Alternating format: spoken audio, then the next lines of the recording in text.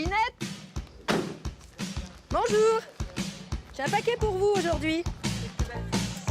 Coucou Carole! Alors la crêperie, ça gaze? Eh ben elle a changé la petite, hein? Bonjour Marie, ça va?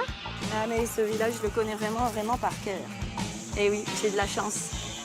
Il était une fois Mirmande, 540 habitants, un village perché, une histoire riche et des personnages iconoclastes que nous allons découvrir en compagnie de Christina, la factrice du village, qui va nous servir de guide. 30 ans de boîte, 30 ans de lettres et une sacrée santé pour arpenter les ruelles escarpées et accidentées du village. Mais paire de baskets aux pieds, Christina ne s'en lasse pas.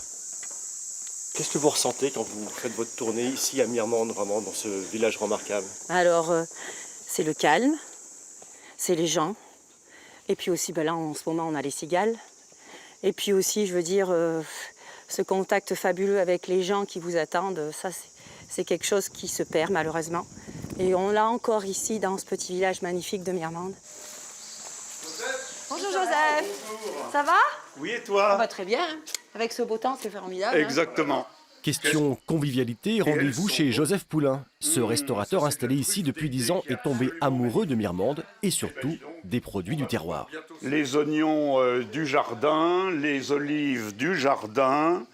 Et avec ça, on fait une pisse saladière. Alors, je la fais avec un peu de tomate, parce que l'ancien boulanger du village, Michel, qui est toujours vivant, la faisait avec de la tomate. C'est une pisse saladière, c'est un plat provençal. C'est un plat provençal. On est déjà un peu en Provence ici? Nous sommes déjà en Provence, nous sommes en Drôme provençale. Et Mirmande est le premier village de la Drôme provençale. Donc, traditionnel, sur un piton, et déjà avec une climatologie qui est un peu déjà celle du Sud. Arpenter les rues pavées de Mirmande, c'est aussi tomber sur de véritables surprises, comme ici. La maison de Jules Gou, pilote automobile et vainqueur d'une des 3 plus prestigieuses courses au monde, les 500 miles d'Indianapolis, c'était en 1913. Et on continue. Allez. Et nous allons droit vers la capitale, là. Aujourd'hui, hôtel-restaurant, cette demeure fut celle d'André Lotte. Le peintre cubiste s'y installa en 1926 et attira nombre de ses élèves à Mirmande. Le lien entre le village et les arts est aujourd'hui encore bien présent. Jacques Ibarra, artiste céramiste, trouve ici son inspiration depuis plus de 60 ans.